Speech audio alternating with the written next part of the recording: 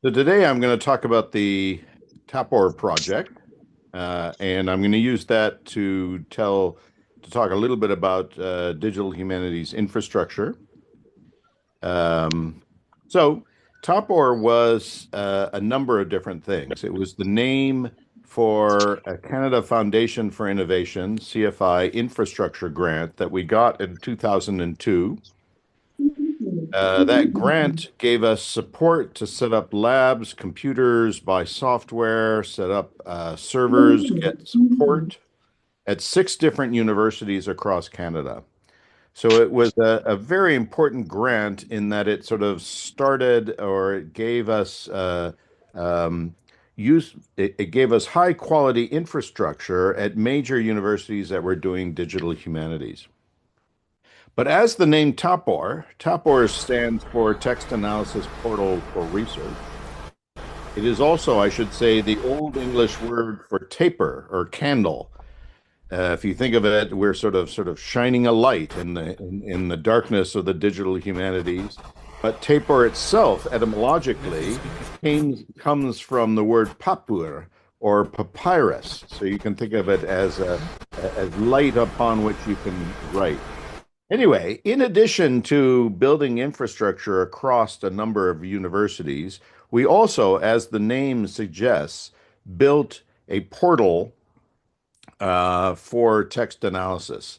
And what you're seeing here is the second version, approximately, of the portal from about 2006 or so. So, what did the portal do? So, the portal was an extremely ambitious attempt to build infrastructure for everyone for text analysis. And the idea was to bring together in one place all the different things that you might need. So, you had a sort of workspace in the middle, you had documentation and training. You could load different texts, and all of this was customizable. So, you had your own account. You could find texts and link to them. You had tools that you could actually chain together so that the output of one tool would go to another one, both commercial, open source tools, tools that we created.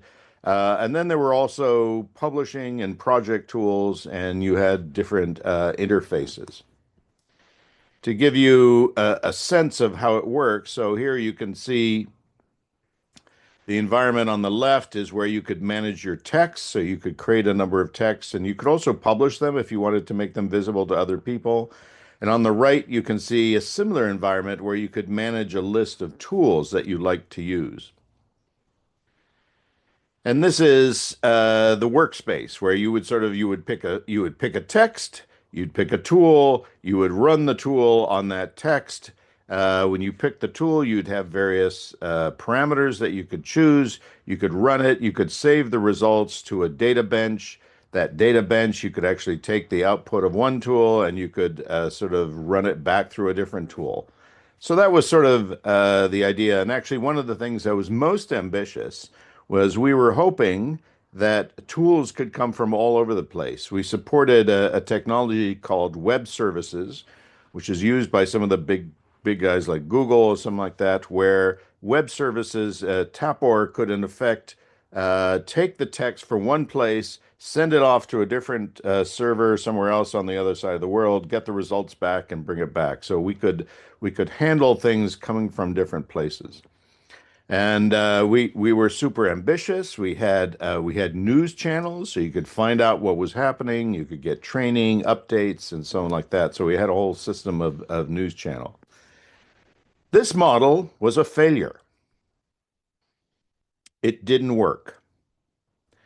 I like to quote this important paper by John Unsworth, who was one of the leaders in digital humanities in the United States on the importance of failure. And as he says, if an electronic scholarly project can't fail and doesn't produce new ignorance, then it isn't worth a damn. So when I'm feeling bad about how much work we put into the first version of Tapor, I remind myself of this.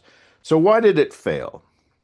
First of all, we tried to do everything for everyone. We tried to make a vertical portal vertical portals at that time, around 2000, were very popular. The idea was that if you wanted to do a vertical portal as opposed to a horizontal portal would make some sort of tool or service available to people all over of different sorts. A vertical one was aimed at one community and provided all the services you need to that one community. So we were trying to do everything that people in the text analysis field. We were trying to do news, text management, tool management, brokering tools from different places. And in many ways, we duplicated things that were done better and maintained by others. We were trying to be the Lone Ranger, if you will, the solitary team that takes all the credit and does everything. It was also an enormously complex, technically complex project. We spent over between half and $1 million just on the contract to build the portal, and it was going to be very expensive to maintain it over time. And one of the fundamental truths of doing any digital humanities project is the funding always runs out at some point. You have to design projects to be able to weather the times when you don't have lots of funding and you're trying to get through to the next grant or something like that. We also depended on others.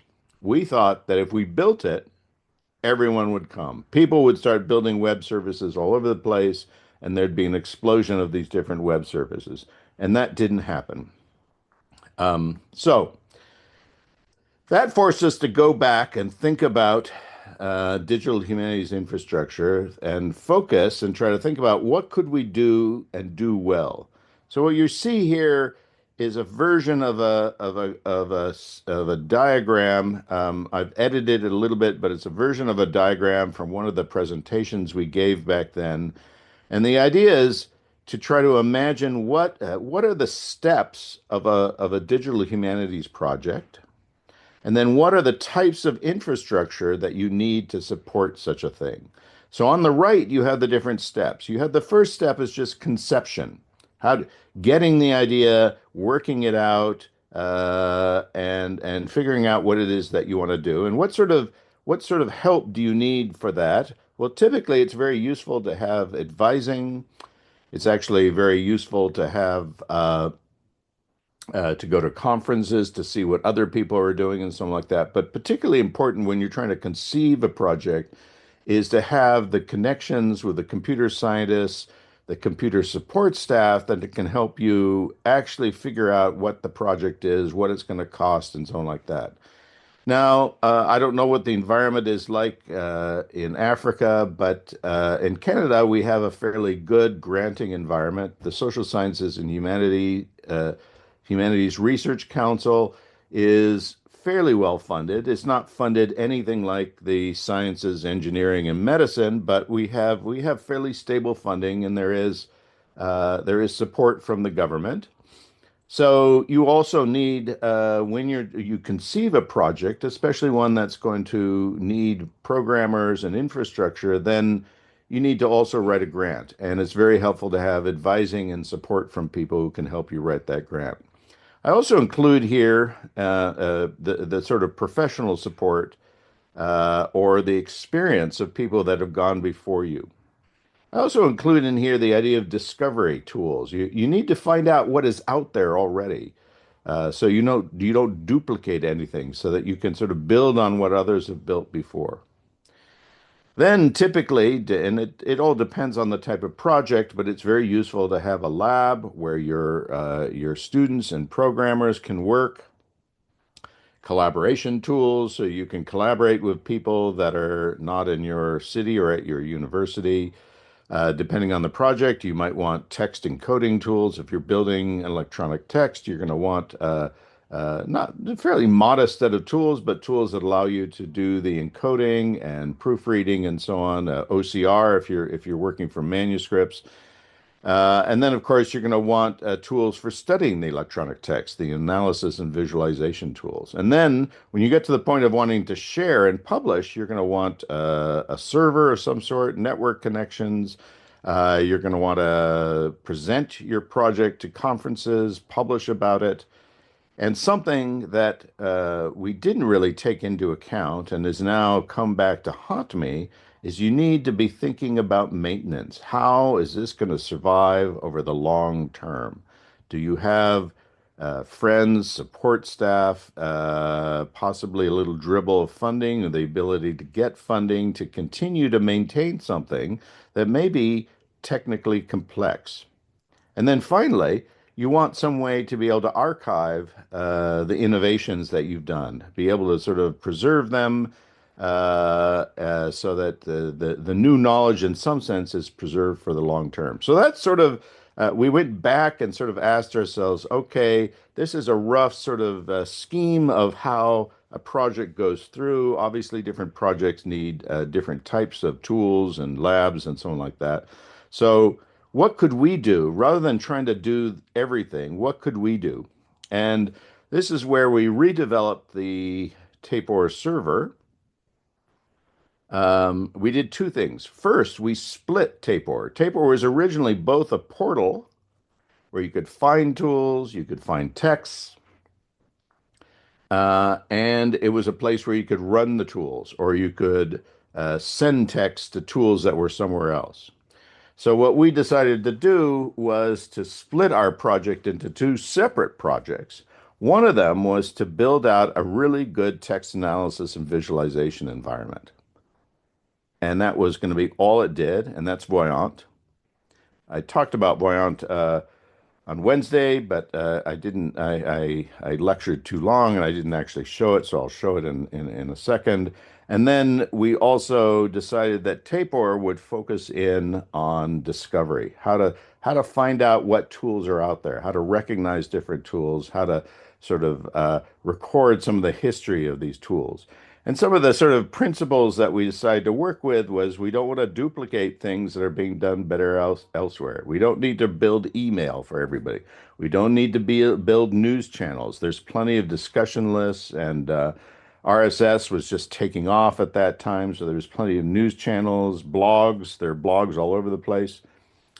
We wanted to separate and build projects that were modest enough that so that they could survive without continuous funding. So that, I could maintain Tapor, Stefan Sinclair could sort of maintain Voyant by ourselves, as long as we didn't need to do any major upgrade or anything like that.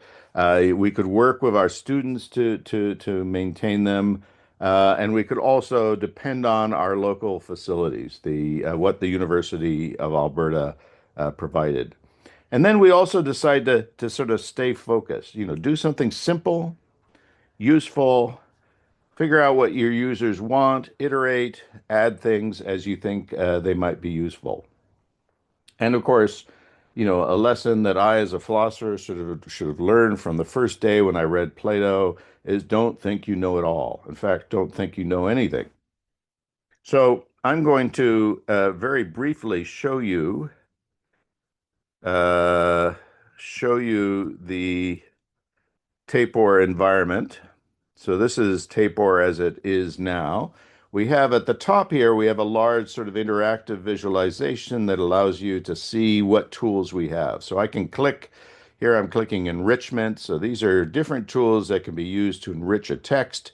As I sort of roll over it, you can see a little brief description of these tools and in some cases a screenshot, a miniature screenshot. If you click one of these, it'll take you to the description of the tool, the site where it is, when it was last updated. This is one of the maintenance problems. It's probably time for us to go through there, and we have various tags and categories that attributes that we've worked on. So that's in a nutshell is what Tapor does. We have some other things. We have lists of tools. We have these sort of curated lists of tools. So, here's a curated list where of easy tools to start with. So, Voyant tools and some other concording tools which you can start with if what you want to do is text analysis. And that's sort of it. We actually have depending on the tool you go to, we actually went through a graduate student, looked up all these different tools and entered, for example, links to publications, to research abstracts. We tried to sort of, if you're interested in this tool, you might look at these other tools. So we tried to sort of enrich the information about these different tools. Then Voyant, so this, TAPOR now became a much simpler thing, just keeping track of tools. And then Voyant, and this is the entry screen for Voyant. Voyant became an environment where you would bring your text to this environment. You could type them in, you could put a URL, you could upload them, however you can get the text in. And then it would give you a dashboard, if you will, of different tools. And in fact, Voyant actually has a large number of tools. So it's not just the ones that are here, but because this is a humanities text analysis environment, everything is loosely connected and you can always get back to the raw text. This, by the way, is Frankenstein. So if you click on father inside the word cloud, you can see a trend graph that shows the distribution of father over the different segments. And if you click on one of these moments here, you get a keyword in context down here. And if you click on a keyword in context, it synchronizes to the full text. And we've got a ton of other tools in here, including, for example, topic modeling. You can run topic modeling. You can sort of say, I want 20 topics. You run it. Topic modeling works a lot better if you have multiple documents. So it's not the best sort of tool for this sort of purpose. We have a text mining environment. So that's Voyant. I'm going to continue with my slides now.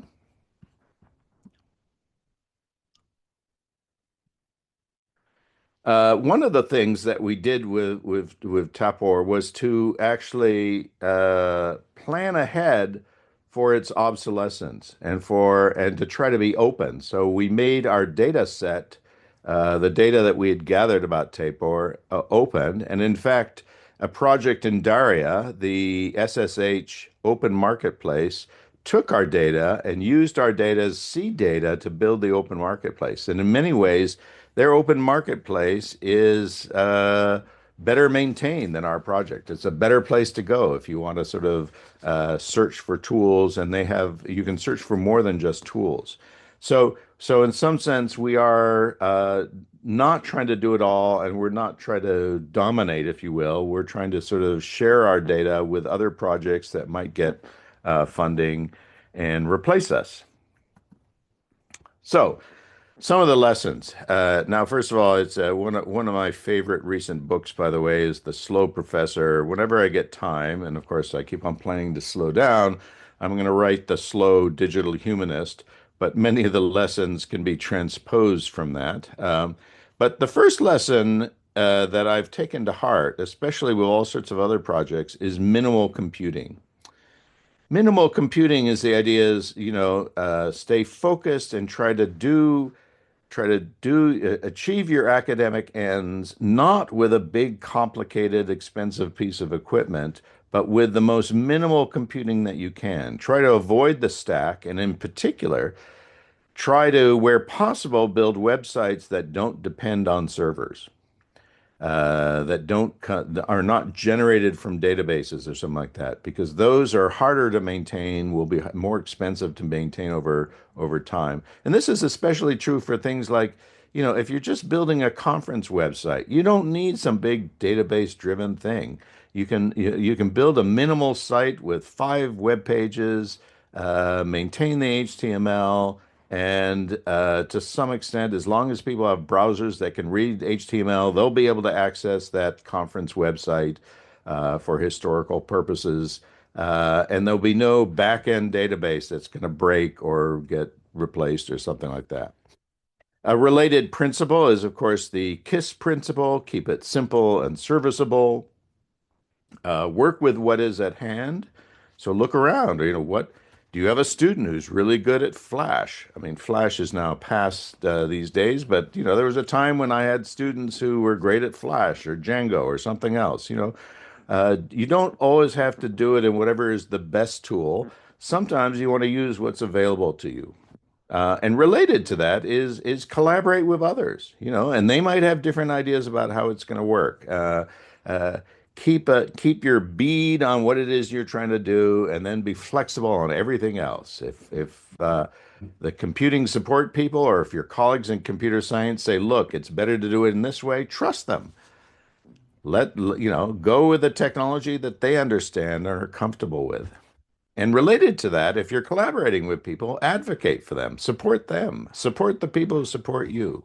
And above all, involve students. Students can bring a lot of energy. They learn a lot. It's part of the apprenticeship. There is always the problems that a student builds something really cool, it doesn't quite work, and then they leave for a great job. But that's a good problem to have. So now I want to sort of talk a little bit about sustainable digital humanities. We started on Wednesday to open up a number of different political and ethical issues. And now I sort of want to this has forced me to gather some of my thoughts together about the long-term survival of digital humanities. So I've been working in the area of digital humanities since, well, I like to think since 1989. In 1989, I went to my first joint ACH LLC Digital Humanities Conference. I presented some software that I built back then. I taught a workshop. I attended talks and so on like that. It was my sort of introduction to the field as a graduate student. And for the first 10 years or so, I was focused on building new shiny things. It was just such an exciting field, and it still is. But I didn't think a lot about sustainability.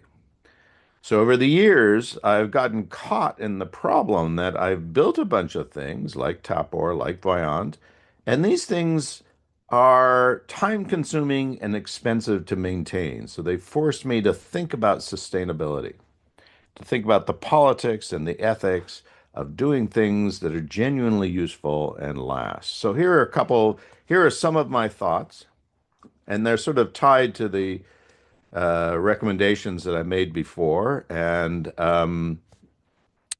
they may be a little bit contradictory too. But the first one is one of the fundamental reasons or purposes of a university is to teach students.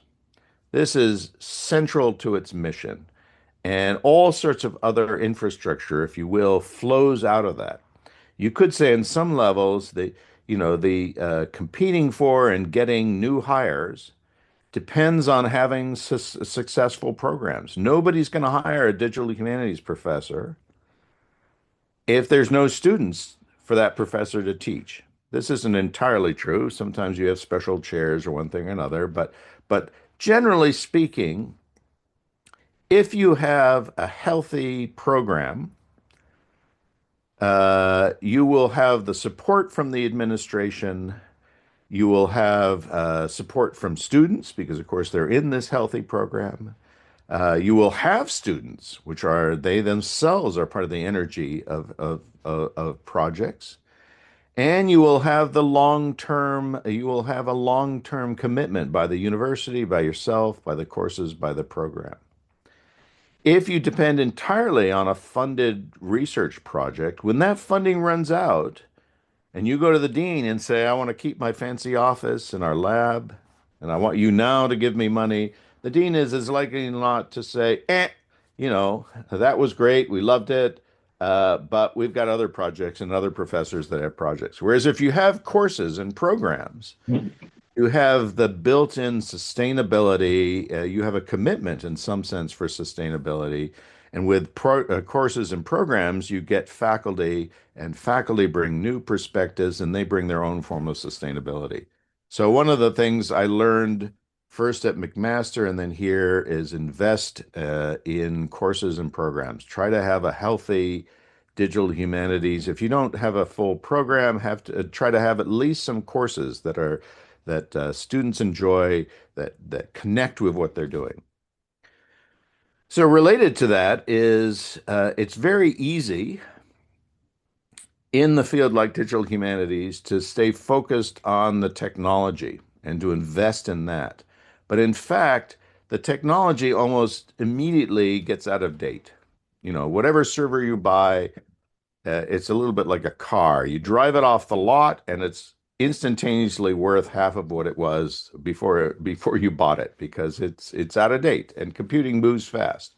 Whereas people, if you invest in people, uh, they add stuff. They generate new ideas. They write new grants. They build new things. They do interesting stuff. You get into arguments with them. They fail. You fail. They support you. You support them. So investing in people, you want to always make sure that you have the people, and that includes investing in the sort of scholarly associations, societies, clubs, groups, and so on like that that can sustain you and others. You know, sustain them when you're going strong, and let them sustain you when you're stumbling or something like that.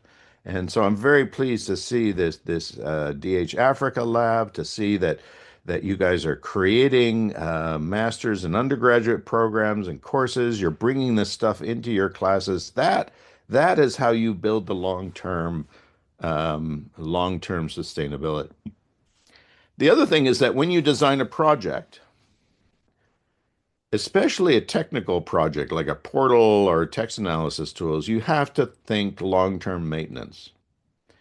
You build something, and your colleagues in computer science know this much better than we do. If you build something, you put it on a server, within a year or two, the server is going to be upgraded. The software for the server is going to be upgraded. The programming, the stack of technologies like the Python interpreter or the Ruby interpreter, those are going to be upgraded. If you're using something like Django or something like that, it's going to be upgraded.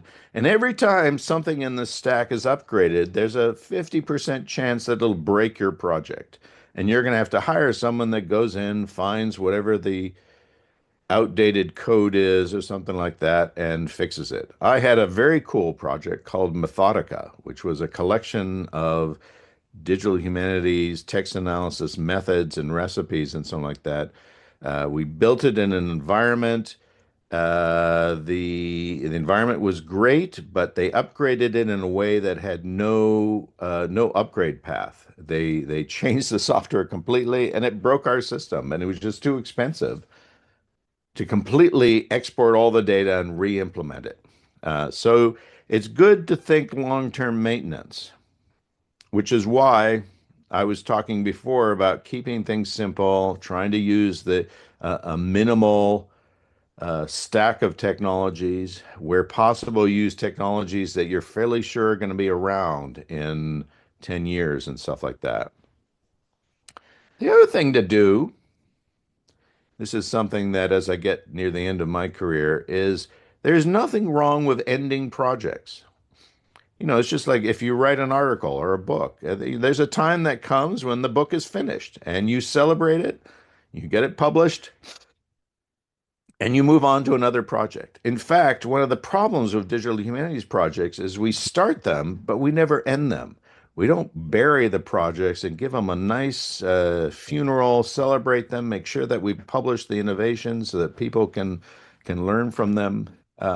So I like to sort of think about ways in which we can celebrate projects, celebrate landmark moments when we have a new version and so on like that, and where necessary, end projects and pass the data off to somebody else. This applies to that first version of TAPOR. It was really neat. In some ways, it was magnificent. We put all sorts of work into it, beautiful interface design, stuff like that. But at a certain point, it was clear it was not going to be sustainable, and we needed to, in some sense, say thank you, celebrate that, and moved to a new version that was more modest and was sustainable. And yeah, if there are questions, I'm happy to stop and answer questions. Augustine, feel free to interrupt me if there's stuff on the Yes, comment. there's really no question in the chat, but I don't know where you're going next in the presentation, but I just want to ask about when is it methodical or the TAPOR that has the recipe and where those recipe you created them are now so that we can exploit make use They of were them. they were good question. They were on Methodica, Oh, and Methodica is effectively dead.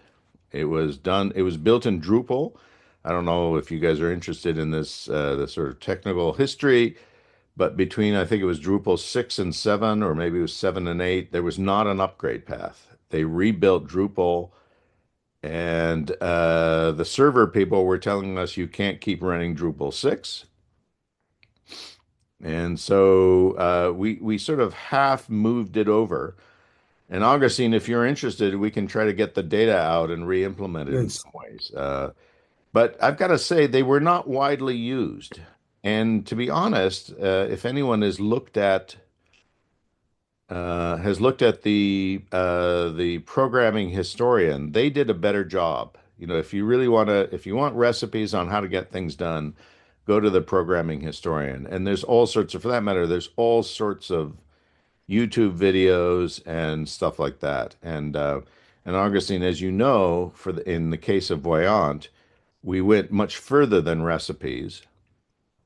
We've actually built sort of yeah, how-to hands-on textbooks like Dialogica. So yeah. that's one of the ways that we sort of re-implemented it. I saw that somebody had their hand up. Yes, Joanna, please go ahead. Thank you so much, Prof. Um, I know about TAPOR since 2016, but I have not like explored to know what it's all about because I saw as if it is only for French stuff at that time, so I didn't like explore it. There is one key point that you said about digital humanity infrastructure maintenance or sustainability, which is very important. I can give example of the project I am handling now that I have been running it for like 5 years now, since 2020, yeah, now 2026. You mentioned something like adhering to a group, club, academic group, organization or society where you have voice and also where you can get help from either whether in cash or in kind of expertise and the rest is very important to maintain this project and work. For example, the first day when I launched my African Electronic Literature Database, I know that I will not be able to achieve it I alone. So I have to ask for collaboration. I have to ask Joanna, sorry to for interrupt you. help Can you from make the a question brief? friend. Can you make the question brief, Joanna, so that we can be able to get other questions too? Can you make it brief, the question? Okay, okay. My question is this: How can we? What can we do that we can like source? We can get grants from our government and also from international community in order to maintain our African infrastructure. Okay, thank you. Yeah, so I don't know as much about your political environment, but so I'm going to talk a little bit about grants, the environment I know, but also there might be applications. So first of all, getting funding. So first of all, you don't always need to actually get money. Because if you think about it, you're going to get the grant in order to you're going to get the grant in order to buy access to infrastructure, to buy a server, to hire a programmer, to give research assistant to give funding to students to help you and something like that. So sometimes you can, if you ask yourself, what do I need? You can sometimes get parts of what you need from in-kind sources. And it sounds like you're sort of already doing this at some levels. It sounds like in one of your associations or something like that, you ask for volunteers. So right there, you're getting support from in kind. But the second thing is that so if you think of grants as a sort of layer, you first look at your own university.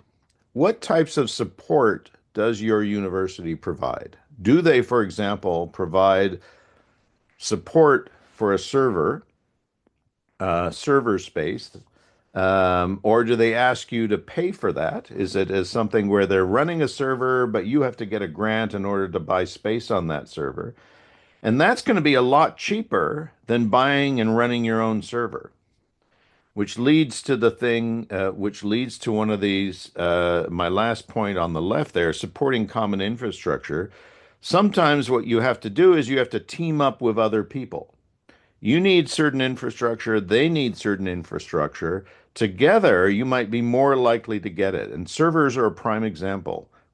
Everybody doesn't need their own personal server. One well-maintained server is going to be much more useful than all sorts of things underneath people's desks.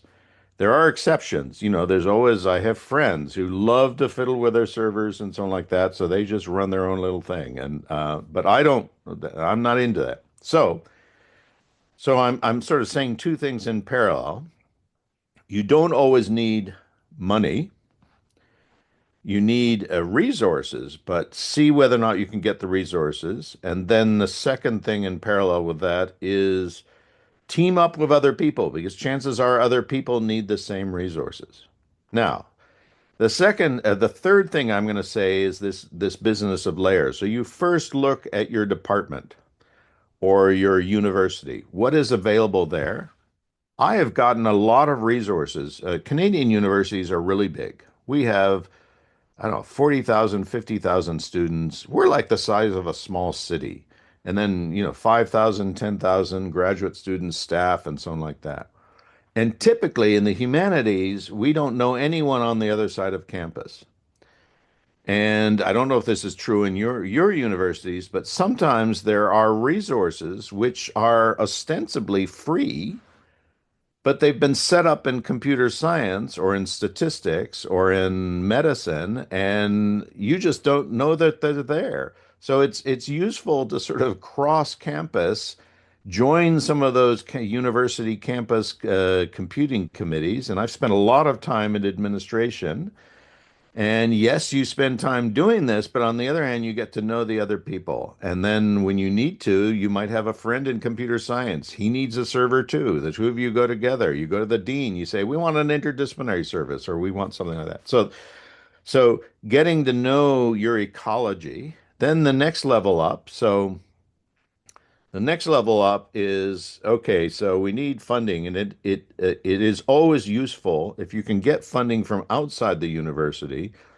So it was a good idea when you start going for that funding to try to get the university to match it. I'm a great believer in matching. If the dean wants me to go for a grant, I'll write the grant, I'll go for it, but she has to support me.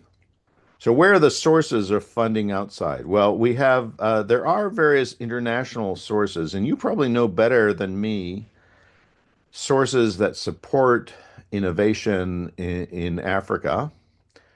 Carnegie, the Ford Foundation, the Mellon Foundation is very interested now in diversity and so on like that, especially with the Trump administration. In many of these cases, you need to team up with people elsewhere. When you're going for big grants, you need to team up. So it's a good idea to start developing collaborative projects with colleagues in other countries. Our granting agency here in Canada looks very favorably at projects that have an international component. It can sometimes be hard to transfer money, but sometimes you will have assets.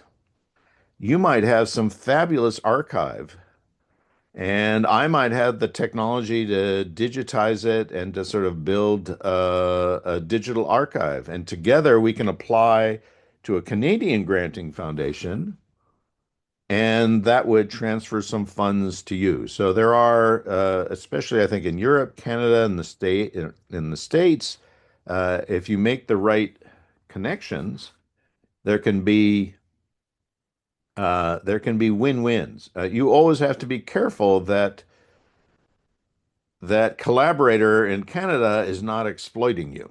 You know, we don't want to sort of replicate sort of colonial processes where the Canadian researchers land in your country, we grab all these beautiful archives, we digitize them, and we go back and we get all the credit and stuff like that. So you have to make sure that these projects are co-designed, are genuinely a win-win and equitable.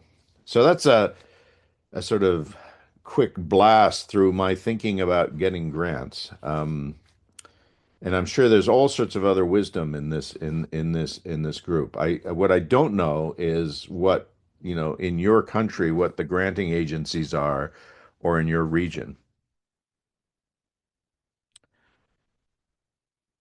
Are there more questions? I I'm think more than happy.